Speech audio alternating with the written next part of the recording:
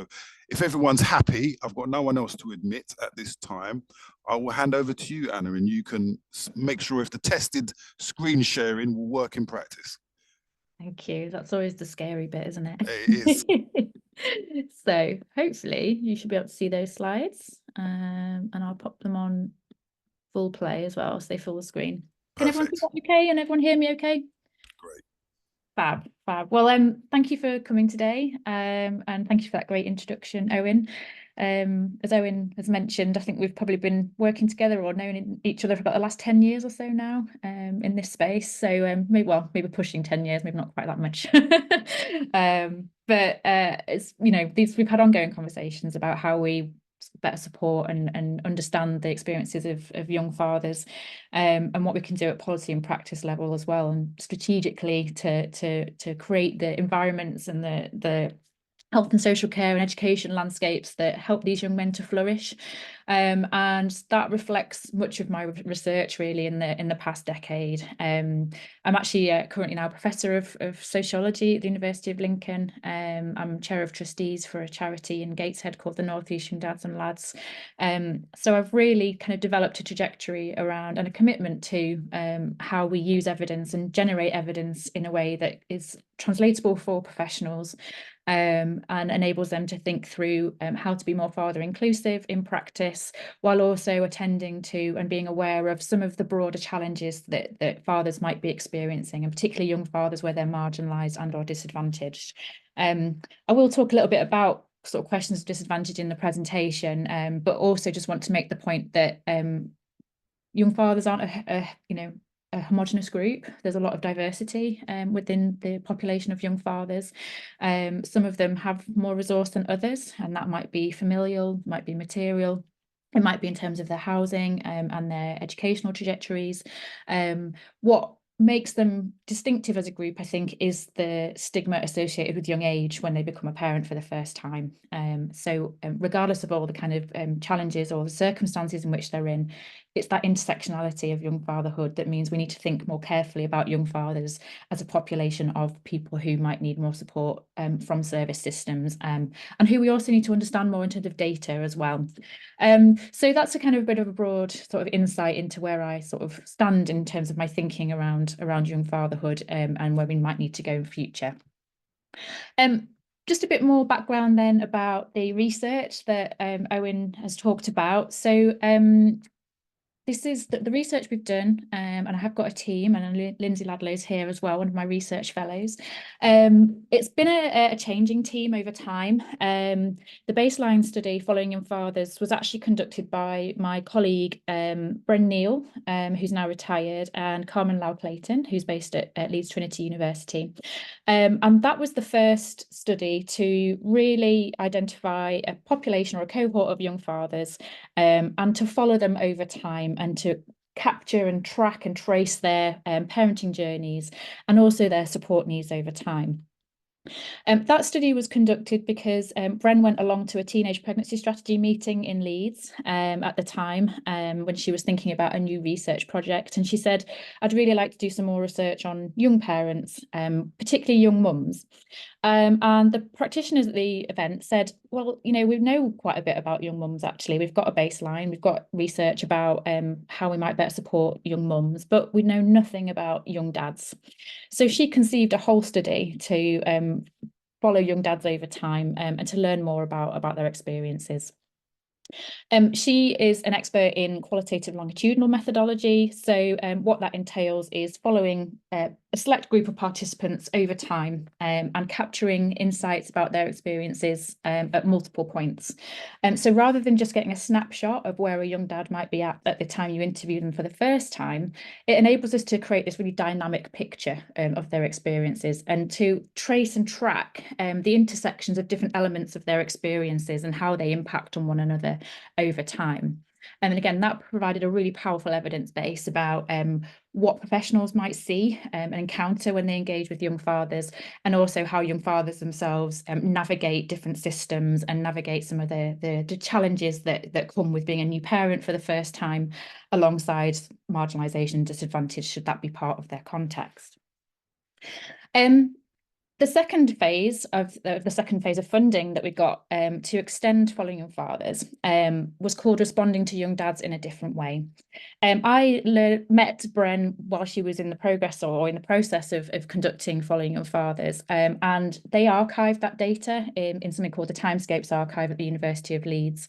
And I was researching fathering and poverty at the time as part of another funded study. So we've kind of intersected over time with various different sets of interests and expertise. But I'd observed that men are very invisible, I think, as caregivers, and we don't think about men in terms of their family identities. So I was looking at men's care responsibilities across the life course in context of low income, and had a look at some of the young fathers data as young fathers as a low income group. And what happened then is that we had shared partnerships and relationships. And again, through that study, I met Owen and various other people doing work nationally to think about this issue and think about how we better support young men. And we developed a participatory study where we worked with young fathers and we worked with a range of professionals nationally, delivering models of good practice and evidencing what works in work with young fathers. And we explored different ways of working with young dads. And I'm going to talk about those in a bit more detail later in the talk. But at the heart of that was young fathers' voices and their experiences. And the young men that we were working with were highly engaged and visible in processes of educating professionals around their experiences of engagements with service contexts. And that can be any service context, multi-agency context, from criminal justice, social services, education, housing, whatever that might be, and encouraging them to have new dialogues to think about how we do this support work better. And that little project, it was worth about 15k, ended up being a pilot to the Future Leaders Fellowship that I secured in January 2020. The Future Leaders Fellowship scheme is funded by UK Research and Innovation, so government funded or linked to government funding. And when I applied for it, I applied for the second round, so it was a new scheme, and it was all about combining research with innovation. And previously, I'd been trying to fund projects where we created new social interventions for young dads.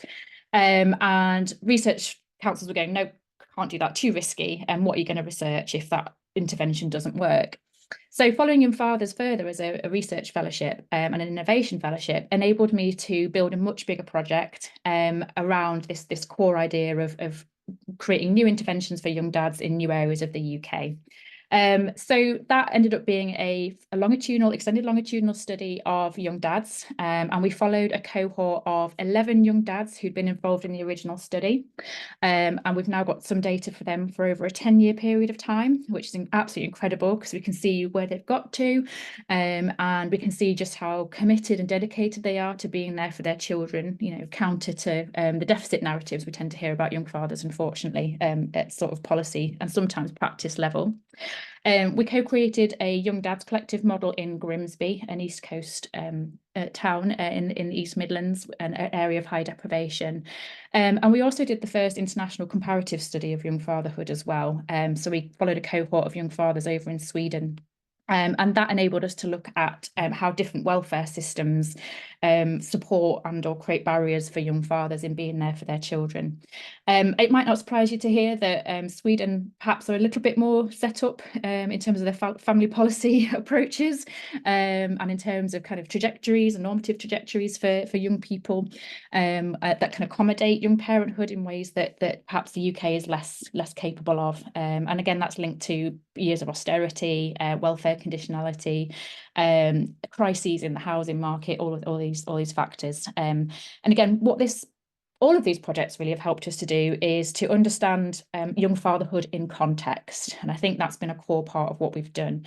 And if we look at young fatherhood in context, rather than asking young dads to be different or to change or to suggest that they're feckless or absent or, incapable of caring for their children, what we actually can ask is how do we change the systems from within, and what might be the role of young parents and professionals, practitioners, policymakers in those contexts.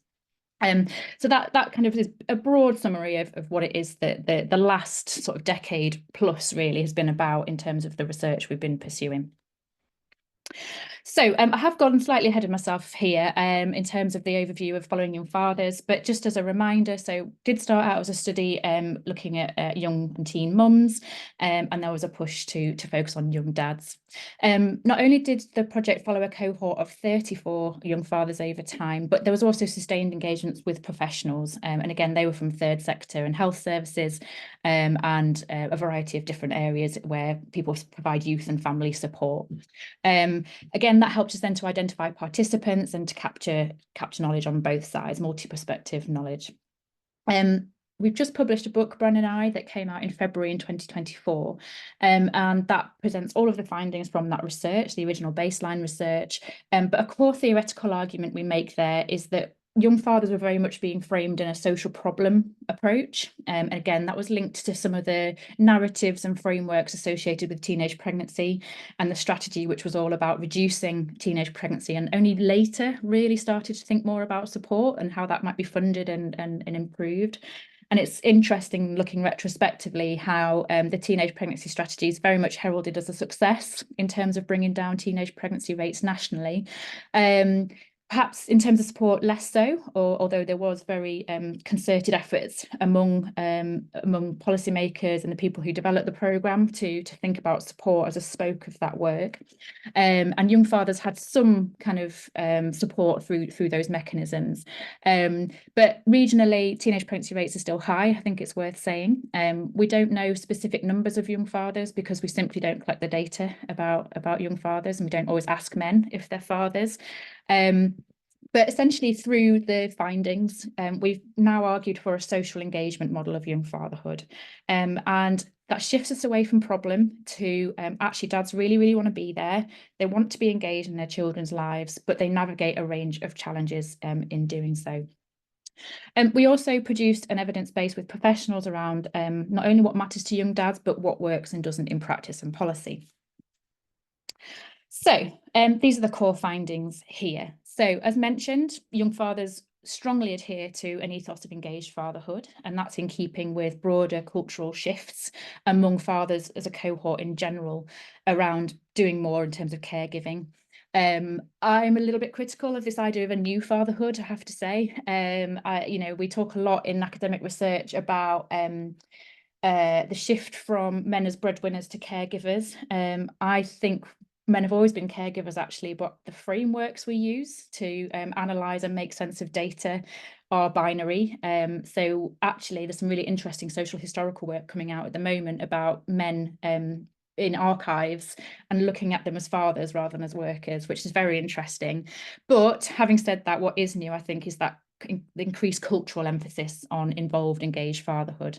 And it might readily be assumed that because these are marginalised men, they're young men, because of the deficit narratives, the social problem narratives, that they're not interested in their children. And, again, we've got such a huge amount of data which just demonstrates that's just not the case.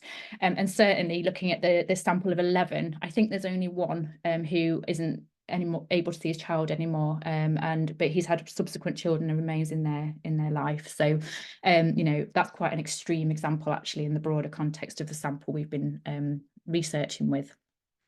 It was certainly the case that there were unplanned conceptions. So the age range for the sample was 25 and under. Unplanned conceptions were perhaps more common among the younger cohorts of the young men. But again, in following those young men over time, what you can see is that unplanned children does not mean unwanted child. And again, I think making that distinction is really core. Relationships with the child's mother and maternal grandmothers were absolutely pivotal to the extent to which they were able to be involved or felt some form of exclusion from being involved in their children's lives. Again, this reflects gendered histories, the continued association of women as caregivers, men as breadwinners. And what we found in a lot of the sort of more kind of low-income cohorts was that maternal grandmothers had a really strong role to play in terms of either gate opening for the young dad or gatekeeping. It was fascinating during COVID that many of the young women chose their maternal mother, their mum, to be in the birthing suite and not their partner. So that was really interesting, and that demonstrates that strength of kind of gendered roles and responsibilities in particular areas. There's a huge amount of social isolation and loneliness among this cohort of young men. very often, you know, they lose friendships, or friends move on or are doing different things. And of course, they've got new responsibilities and are having to make decisions around involvement with children. And they get cut off as well from various sources of support. Lots of them are asked to leave education, for example, or struggle to remain in education, or struggle to secure the work that they need to support their families. And that can result in that isolating experience. They find it more challenging to secure what they need to father. Again, I talked about insecure education, the youth employment labour market system at the moment is increasingly difficult to access for many young people. It's even harder when you've got responsibilities and have a child. And young fathers, we found, are also probably the most disadvantaged by housing systems. Again, they're not asked if they're parents, they're not asked if they're dads, and then often get placed in situations like hostels, for example, where there might be safeguarding issues or challenges. And again, these sorts of things then impact on their ability to sustain the relationship with their children over time. And of course, you know, as I've been saying, really greater challenges for young dads living in poverty, those who have been or are in prison, and we have done some research with some young men in prison, and that physical separation from a child through prison systems. Several of them were brought up in the care system as well, and this could lead to and might exacerbate existing mental health problems as well.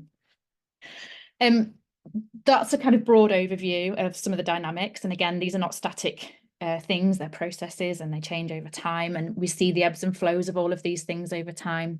And there's a whole range of other complexities that dads might, or young dads might, present with when they do come into contact with social welfare services.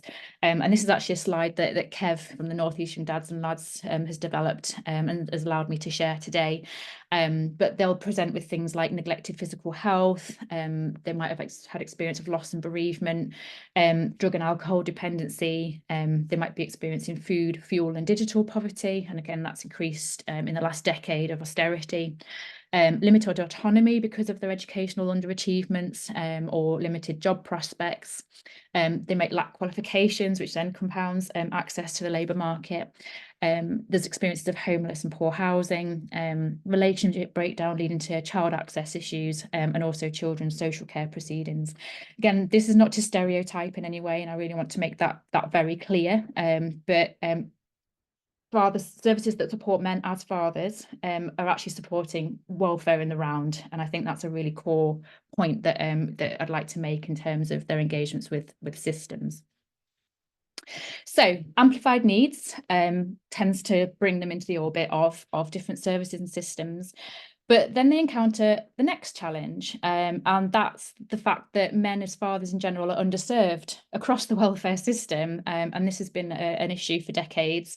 And again, something that people like Owen and national charities have been trying to push back against and argue against for very many years.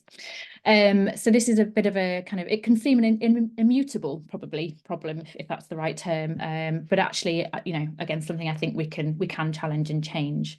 There is an evidence base about why this is the case, and a whole range of different barriers operate within systems currently to make men sort of feel excluded and or not like they belong as fathers.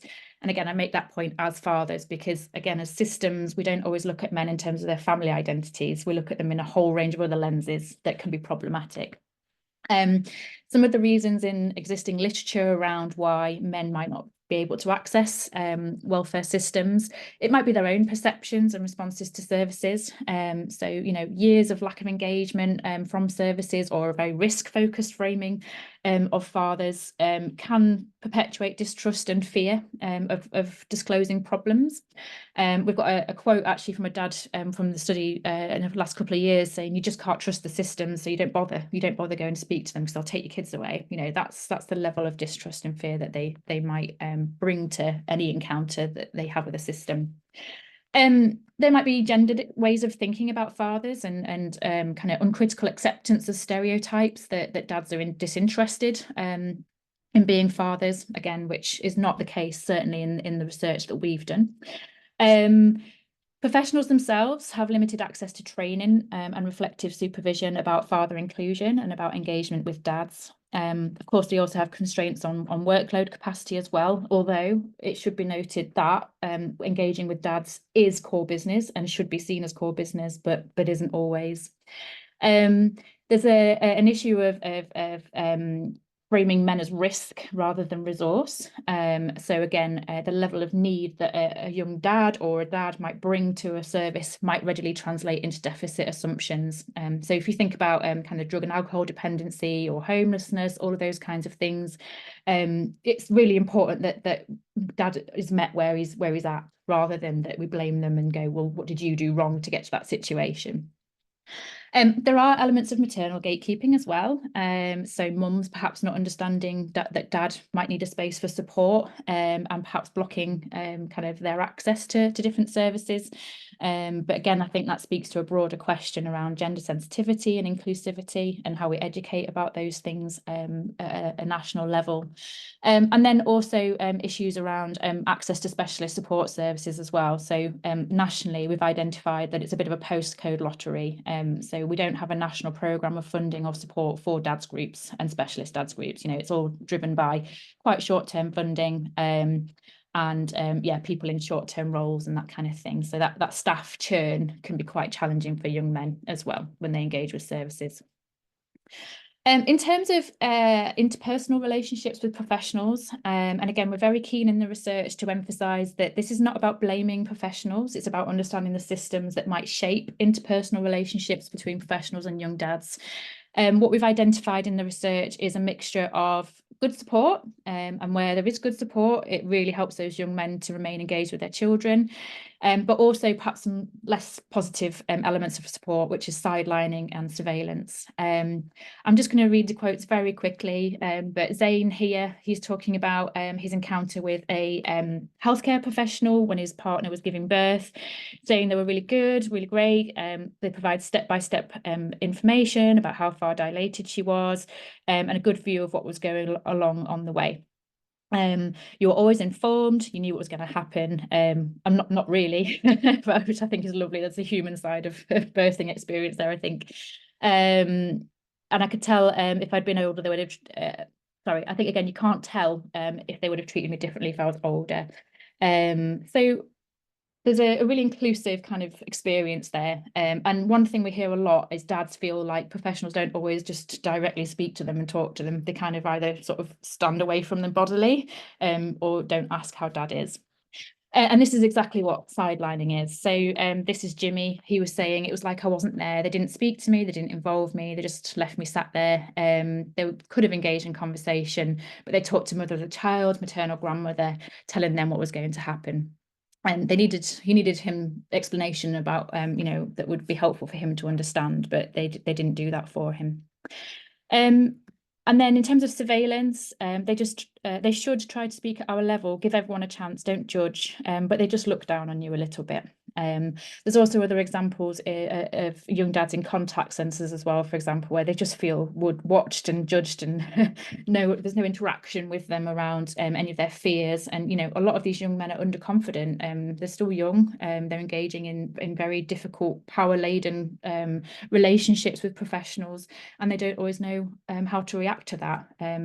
And again, in a context of where we talk a lot about masculinities as being challenging, that can be often perceived in particular ways, particularly where we've got a maternal, a mother-centric or female workforce. So again, gender plays a huge part in much of this stuff. I'm just going to capture, well, all of this is captured really in an animation that we've had commissioned that was sent to us just a couple of weeks ago, and that we shared at a conference on father inclusion in the family hubs the other week. It's only 3 minutes. This is one of the cases from Following in Fathers and Following in Fathers Further, and just provide a snapshot of and a bit of the dynamics of his parenting experience. And I'm hoping the volume will work. Can everyone hear that okay?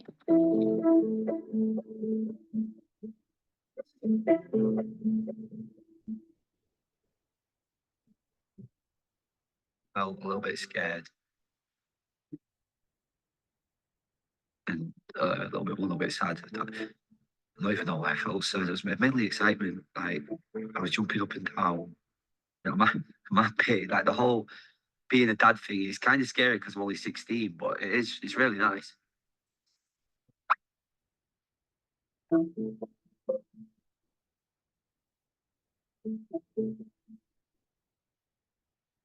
Feel supported, but it's a bit too much. Like, especially social workers, they've got too much power because they can take away your kids.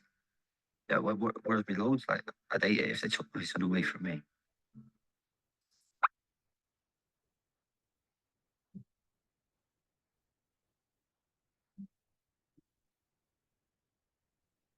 Just cope. I can't get over that I've got a baby. Like, I've got responsibilities. I need to grow up.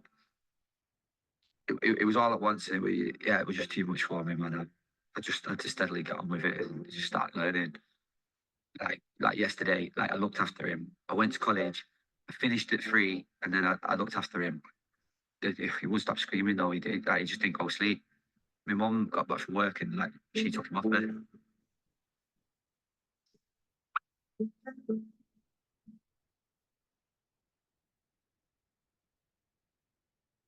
Son can't come to the hostel.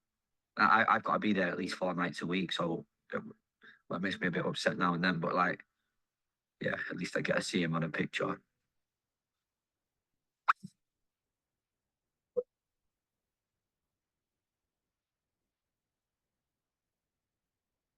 Been spending a lot more time with him. Like, it's great to have that bond with him and like be able to take him for walks and pick him up from school and carrying him on my shoulders. Like, we go to the park on the swing and on the slide.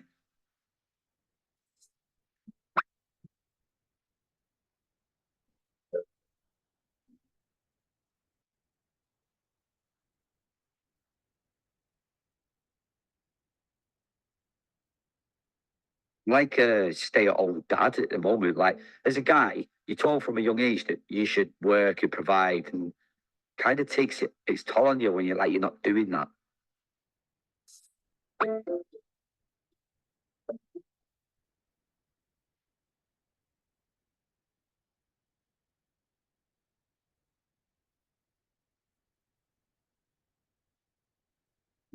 Person that supported me without having to gain anything from it. I mean, like, he's always supported me. He did everything that he could. Like, you got to find your own way. But just to be able to speak to someone about like what was going on at the time, yeah, it's priceless.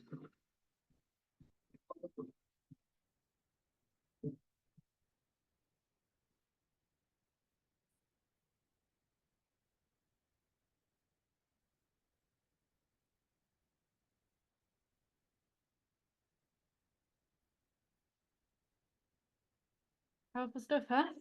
I always get really emotional. But the speaking, that's quotes from our research, and we have sent this to the participant. It's not called Adam, but he loves the video as well, and I think it captures some of the ups and downs, the trials and tribulations of being a new parent, being a young parent, the interactions he's had with services, how challenging that's been, but then also kind of managing to find his own way as well over time. Yes, just before I'm going to finish, because I've got I'm conscious of time and everything, and I want to allow time for questions, but this was the baseline information and findings for the next set of questions really that we were looking at in Following Young Fathers further. So how do we address this dual challenge that young dads want to be there for their children but experience a range of challenges in terms of the welfare and family policy systems in the UK? And then also, how do we address the challenge for professionals as well, that they express difficulties in engaging with dads effectively? And to address both of those, we've been employing participatory methods. And in particular, as I mentioned earlier, the intervention, the co-creation of an intervention called the Young Dads Collective. We've now implemented this in Leeds and in Grimsby, as mentioned, and this is a co-production model in and of itself. And its sort of theory of change is about addressing change at multiple levels in the system by directly involving young dads and professionals. So as mentioned, we train the young dads to tell some of their stories, and I say stories to talk about their experiences really, and also what would work and help them and other young fathers who follow them in terms of their engagements with professionals. What we've evidenced through implementing this in several different places is that young dads are trained as experts by experience, and they benefit from that. It helps them to build confidence, helps them build skills. We saw 3 young dads from Leeds go into secure employment following being involved in this process. And yeah, it helps them to feel like they belong, and it helps them in terms of their commitment to their identity as being a young father. They benefit highly from peer support, and we see that nationally in terms of support organisations that specialise in support for fathers, and they come together for the first time really with a shared identity, and that addresses isolation and loneliness.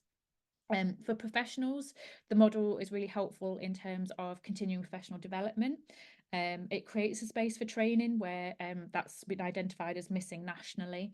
And again, it's really powerful because the dads stand on stage with us, with researchers, with their support workers, and they demonstrate what works, and they encourage professionals to go out, think dad, and to also champion fathers in their own systems and services.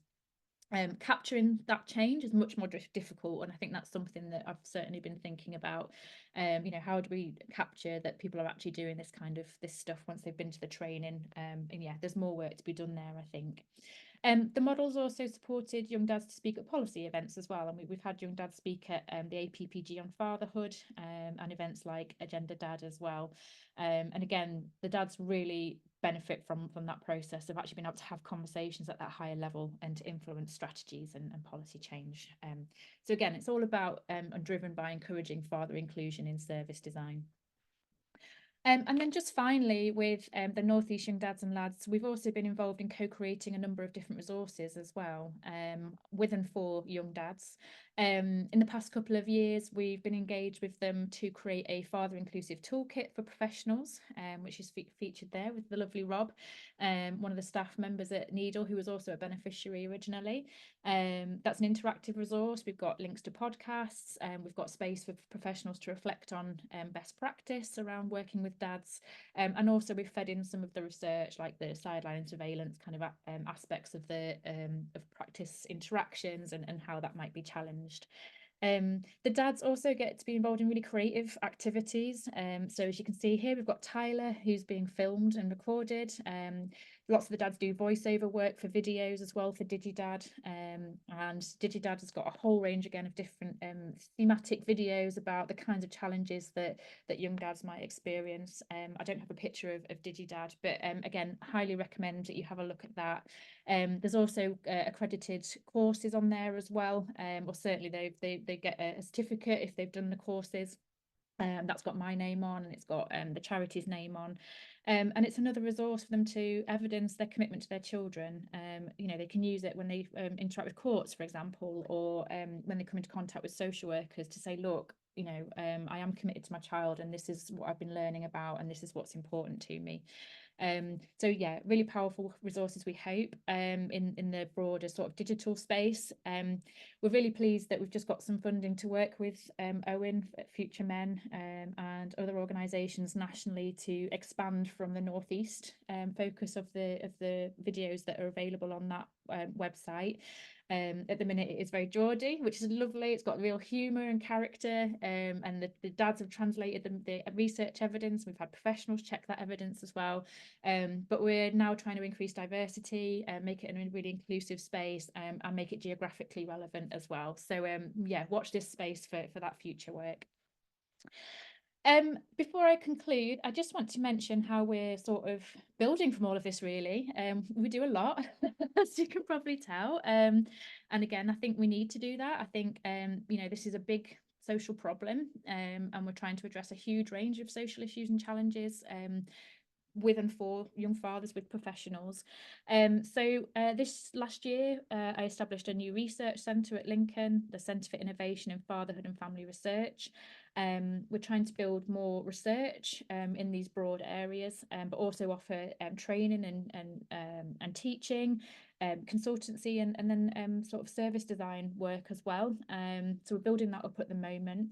And recently, I've also established a new website space that will be launched later this year called the Father Inclusion Hub. And what we're hoping to do with that is share examples of good practice around what works in supporting fathers. there's so much legacy that gets lost, so much memory that gets lost, really, and we're constantly feeling, it feels like we have to keep reinventing the wheel all the time around what works. But we do actually know that. We just lose access to that, and we lose the people.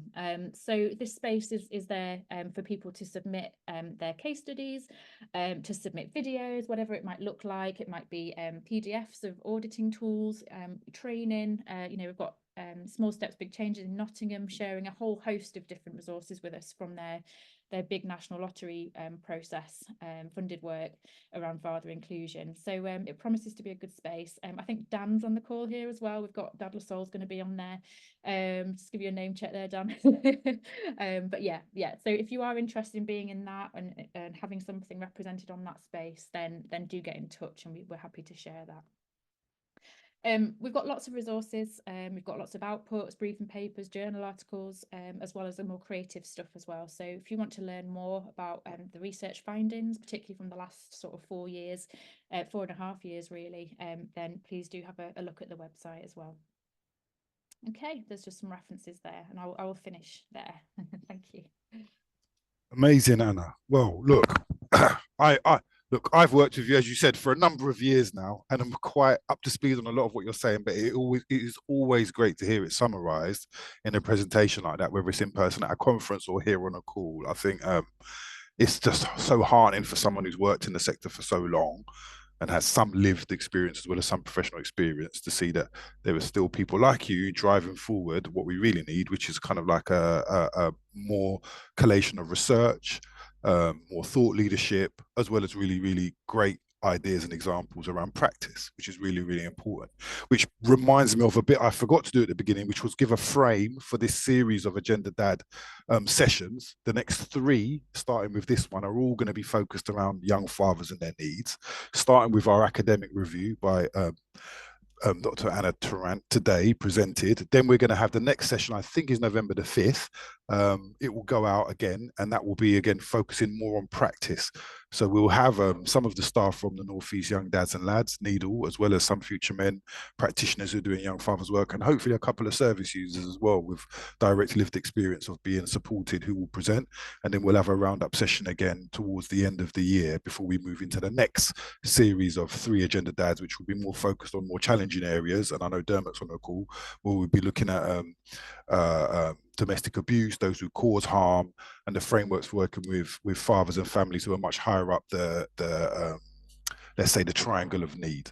So I think that series in the new year will be really exciting as well before we round out towards the end of the financial year, again, kind of pulling together ideas around policy and practice. So before I lead into anyone who wants to stick their hand up and ask questions, I'm just going to run through a couple of the comments rather than questions that I've had in the chat. Number one being from Dermot asking for if we're going to share the presentation. Yes, we do. We get a PDF version and we share it with all participants after the recording. It will be mailed out by the team soon after when the recording goes up on our website. I noticed Dan from Dad Lasol, nice to see you here today, Dan, was mentioning that he's supporting a 16-year-old dad who comes in, who's still trying to maintain and do his exams whilst coming in to group for support and then going home and parenting as well. So I think that recognition of all of the kind of multitude of challenges at a time in your life where you're still, I suppose many of us were just trying to establish who we are as people, and then someone lumps in, will be responsible for this person as well. Now, some people might say, well, that was your own choice. But as Anna said, unplanned doesn't mean unwanted, and stepping up to face the challenge is a big part of what all young fathers do.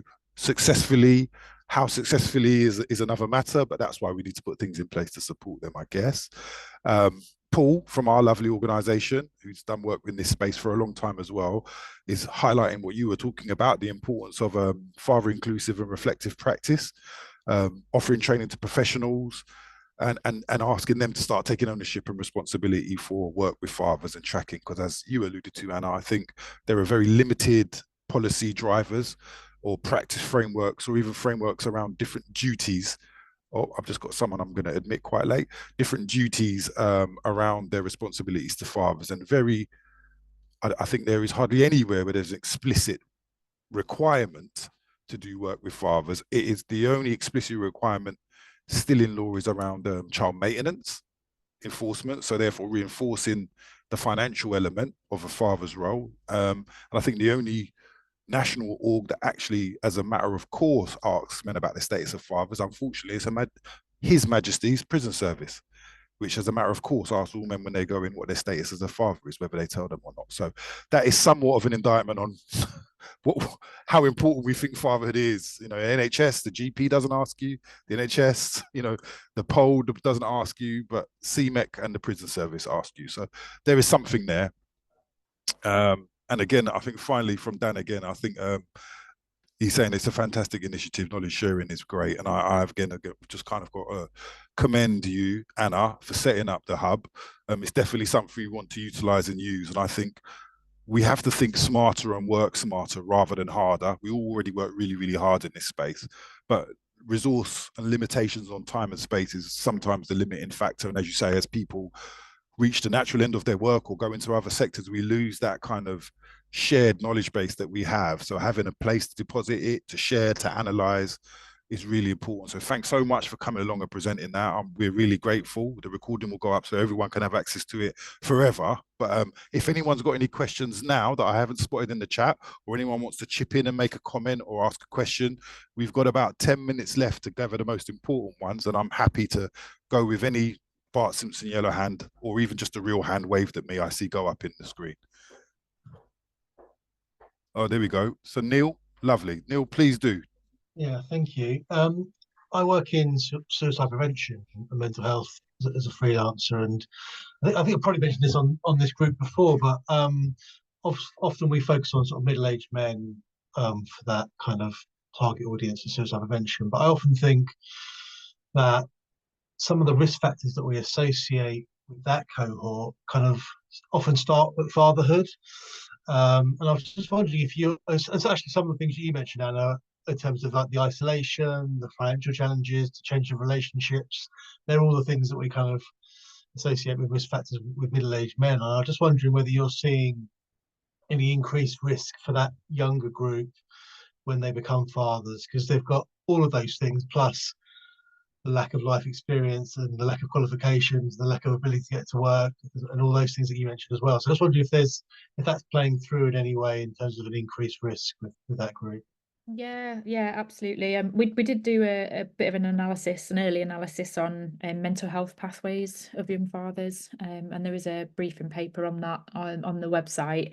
Yeah, I mean, especially when all those factors come together at one time, as you say, it just really compounds the pressures. And you know, there's been more of a kind of service emphasis in the family hubs on men and paternal mental health, but again, there just sort of is a real national challenge, it feels, around being able to actually ask about dad, identify dad, and engage with men as hurting. And I feel like we're getting more to a space where we can talk more candidly about the welfare of men and recognise that actually it's also then about supporting partner and child as well. But there is still, I think there's still some reticence, which is such a shame, because that's when issues around kind of you know, suicide and mental health just become further invisibilized. And there's obviously then things around masculinities, of course, as well. And you know, a lot of the young men tell us, you know, they don't feel able to talk to anyone. We actually tend to find that because we've been following the young men over time, our projects kind of become a therapeutic space in some ways for some of them, these young men. But yeah, there's definitely been men who have contemplated suicide in our data, that have had some quite severe mental health challenges associated either with becoming a parent for the first time, or it becomes compounded by, you know, or pre-existing conditions are compounded by, all those extra pressures and responsibilities. And again, a big part of that is about stigmatization, about being young, about being told your life's over because you've had a child so early. And you know, we just really need to challenge that kind of deficit view, I think, of those young men. Hopefully that answers the question. So it's certainly there. Yeah, absolutely. Yeah, I mean, you're probably aware that new mums and pregnant mums got added to the risk groups for suicide in the last iteration of this strategy for England. And I always think it's a missed opportunity not to include dads, for both to look after themselves, but actually, you know, they're in contact with services at that point because they're going to appointments. There's opportunities there to ask them how they're doing, and also how they can support their partners and actually educate them. And that's probably particularly prevalent for the young dads who haven't got that life experience about maybe looking after a partner at that point. So actually, there's a real opportunity there. So I think it's a shame that they weren't added in. But yeah, thank you for that. Just to add anecdotally to that, we deliver some work under the Start for Life agenda, which is the 0-2 focus within family hubs, which may or may not get expanded after the spending review. And I think there is a big focus there on perinatal mental health, the well-being of men, and educating them at that opportunity. But it is still very siloed, the work, and I don't think it's expanded out. And I think it's good practice rather than a requirement on local authorities to do this, and that's where it falls down, because you get that postcode lottery element of the work. And then again, what constitutes success, or how long do you measure this for? You know, do you go back and check 6 months later after the baby's born? We do a one-day antenatal education course as well as case holding with younger dads. And I think, in answer to your original point, anecdotally, young men often demonstrate their unhappiness through a sense of powerlessness or disengagement, but often have the resilience. It manifests itself in more risky behaviors, basically, at a younger stage. And as they get older and they settle into more patterns of life, we then see them join the ranks of wider, horrible statistics around the amount of men who are killed by taking their own lives in those circumstances. So it's really sad, but something that definitely needs more research. Just quickly, I wanted to note a question from Dawn Brenchley, who said she has to jump off the call a little earlier. It was asking about would a all parliamentary APPG group on young fathers or fathers be useful? So just for context, in case you didn't know, we've played the role of secretariat for the APPG on fatherhood for a number of years, which just at the end, just earlier on in this year, was disbanded. They changed the rules on how APPGs are regulated and registered. So we lost our previous chair, who is now moving over to an APPG on kinship care. So we're in the process now of trying to reach out to parliamentarians to try and meet the required number, which is 20. You have to be a member of your APPG group before you can officially be reconstituted and hold regular meetings at Parliament. So there's an event tomorrow at Parliament around dad's mental health and perinatal mental health, actually, and Chris is going to attend that. So we're going to be canvassing very hard for the remainder of this year to try and re-establish that group and find some political will. But really, it depends upon parliamentarians thinking this is important and driving their colleagues to want to attend these meetings. The secretariat, we're somewhat limited. Anna? Yeah, I just wanted to make a point on that. So one thing that I've observed, and I mentioned this to Owen when we last met, is what seems to have happened with the APPGs is we've now got a working families APPG, which is about working and employment. Yeah. We've got a separating families or family breakdown APPG, which is about relationship breakdown and the kind of economic kind of potential costs of that, and of course social. So not having the fatherhood APPG anymore is a real shame, because that was directly about men's family identities and caregiving in a way that perhaps the others aren't. And again, the APPGs demonstrate how we frame citizenship in the UK, which is very interesting. Again, if we could do anything we can to campaign around caregiving, fathers, mothers, I think that's really important, to have that space, to have that discussion. And in short, if you've got a local MP, write to them and say fatherhood needs to be on the agenda, please. And they might respond to our emails. So I'm aware we're going into the last couple of minutes.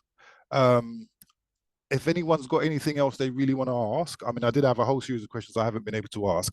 I think a couple of things maybe I would ask you, Anna, is really interesting, is about kind of like that metric. What do we deem as a successful? Because I know you were saying you've measured impact over time and we've measured outcomes and we know what works. But what we think works as people who are empathetic and sympathetic to the needs of young fathers versus what those who hold the purse strings and give the money out are often two very different things. So are outputs and outcomes the same? Obviously, we know that's not the case, but it seems to me the funders are interested in outputs, bums on seats, numbers reached. But actually what we need is more nuanced and subtle metrics of success, i.e. what are the change we see over time and what is a reasonable amount of time to work with people who have got, I suppose, more complex needs to overcome before they'll engage, or we see that sustained progress over time. Yeah, that's a great question. Yeah, I just based on sort of my insights from North Eastern Dads and Lads, really. This is long-term work. It is. You can't. I mean, there are sort of, I was thinking about caring dads and sort of 10-week, 12-week programs, that kind of thing, that Mm. can be a good starting point, I think. But to build authentic relationships with young fathers, like the ones that was talked about in the video, takes years of work. And again, that's very challenging in a situation where you have got short-term funding and or where dads might actually want to come in and out of relationships as well with services. I think yeah, I'm not really talking about measures or indicators here, but numbers, of course, is attractive to funders. But also I think, you know, we can talk about models that work as well. So have we got services where beneficiaries are becoming workers, for example, or can we capture that longer term data with fathers who've been supported to evidence where they're at and where they've got to, you know, all of those things I think we can do more of to monitor and to create the evidence we need. But yeah, that's a big question, I think, and one to think a bit more about. Brilliant. Well, hopefully the innovation hub will help us kind of address the issues as we move forward, and we can all join and we can all kind of contribute towards there. And the bigger base of evidence we create, the easier it will be to make the case. Seems to be the logical way moving forward. So we've reached kind of like the end of our time. I really, really appreciate firstly Anna's great contributions, the great summary of all of the research over the period of time. I think you assume everyone knows what you're doing, but we just have to keep repeating this because it can get lost. And I think reiterating and rebranding and relaunching again, especially with the new government, is really key. So thanks everyone for coming along and listening. The recording will be up on our website very soon, and the presentation will be shared presently in the next couple of days, hopefully before the end of the week, with everyone who registered. And if you can't find it there, I think we'll also post a downloadable version on our website next to where the film will be if you need a copy. Please do go and check out both Needle's website, Lincoln University, and the Innovation Hub's website, and the Following Young Fathers Further resources, which are great tools and great resources if you want to do direct work with dads or just think about the next steps. We will be reconvening again, as I said, on November the 5th. Please look out for emails again. We may register again through LinkedIn, or we may just send you the Zoom link directly to you, depending on what feedback we get from people booking on. Okay, so thanks very much everyone for attending, and enjoy the rest of your week. Thanks very much. Take care.